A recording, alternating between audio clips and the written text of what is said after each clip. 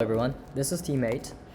Today we're going to talk about flexible long-term mortality prediction from Radiological Impressions. Our mentor is Chirag Nagpal. So, what we want to achieve in our project is a mortality prediction with machine learning. Let me first introduce Cox model. Cox model is a popular machine learning model that models the relationship between input features and the survival time of patients. Usually, there are two main types of inputs to the Cox model: text inputs and image inputs. Text inputs such as prescriptions, personal information, etc., can be extracted and processed by NLP and other text processing techniques.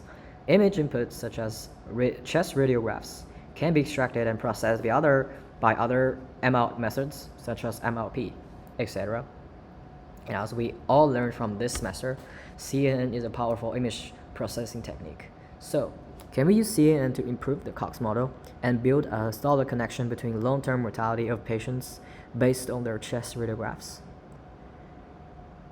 Thus, our main task in this project is to extract features from existing chest radiograph datasets as inputs to Cox model to build high-quality mortality prediction model for patients based on chest radiographs. The desired trained dataset to use is a screening radiography photos of the PLCO trial, in total 52,320 samples, and the desired test dataset is a screening radiography photos of the NLSC, in total 5,493 samples. These are very big datasets and they're real. And they are chest images from non-smokers, smokers, and heavy smokers. For our presentation today, however, we're showing the results based on the classic MNIST datasets. The basic idea is to utilize the images from MNIST using the number as the year that the patient dead, and randomly generating time and event near the number. For example, for number 4, if I randomly generated 3 as time, the event would then be alive. If I randomly generated 5 as time, the event would then be dead. So this slide shows the pipeline.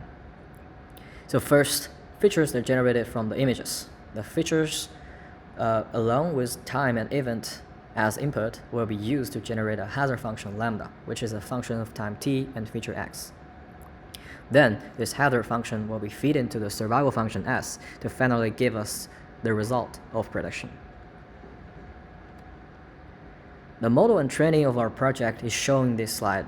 First, chest radiographs are used as input to generate features. In the baseline model, these features are generated by MLP. In our model, these features are generated by CNN. Then, these generated features, along with events and time, will be passed into Cox model to generate the hazard function lambda. And finally, the output hazard function will be used to generate survival probability as our output. The Cox model is trained by minimized partial likelihood loss as shown on the right. So this is the results of our model using the MNIST dataset. As can be seen from the figure, different color represents different patients, and the lines basically tells you the probability of survival as a function of time. For example, if we see the pink line in the graph, that means this patient in year 7 has a survival probability of around 10%.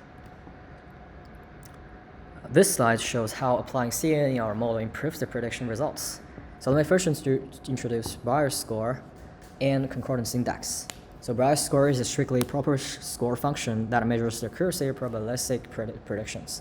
The lower the Breyer's score, the better the predictions are calibrated.